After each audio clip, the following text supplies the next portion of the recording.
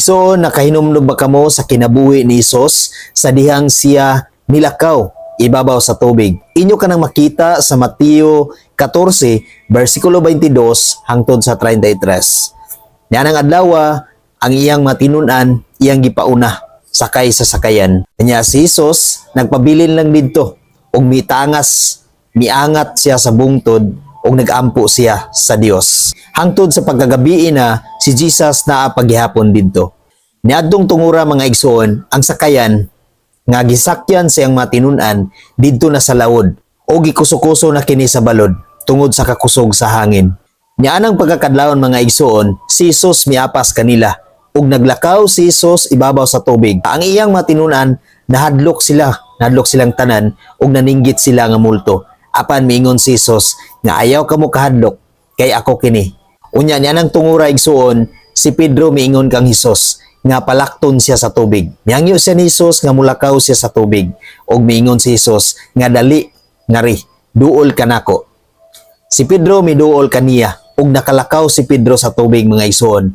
Apan sa dihang nakamatikod si Pedro nga mikusog ang hangin, nahadlok siya ug diha misugod siya pagkalunod. Naganisugod siya pagkaunlod ug nangayo siya og tabang ni Jesus ug diha gitabangan siya ni Jesus. Gikuptan siya ni Jesus aron dili siya malunod. Ug giingnan siya ni Jesus mga igsoon nga pagkagamay sa imong pagtuo nganong mahadlok ka man. Ang punto niya ni igsoon nga kinahanglan sa kanunay mo focus kita sa Dios. Mo focus kita kanunay ni Jesus ug dili sa mga pagsulay dinhi sa kalibutan, dili sa mga kalisdanan dinhi sa kalibutan, dili sa mga kahadlok dinhi sa kalibutan igsoon, kundi atong i-focus ang atong kinabuhi, atong i-focus ang atong kaugalingon ngadto sa Dios, ngadto kang Jesus ug dili kita magpadala sa mga kabalaka dinhi sa kalibutan. Ato lang i-focus ngadto ni Jesus ang tanan igsoon.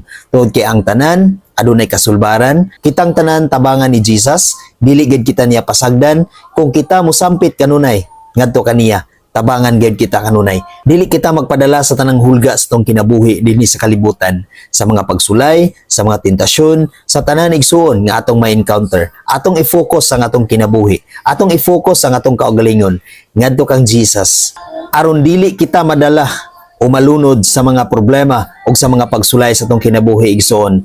Atong patubuon o padakon ang atong pagtuo ngadto sa Ginoo igsoon ug dili gid kita magduha-duha.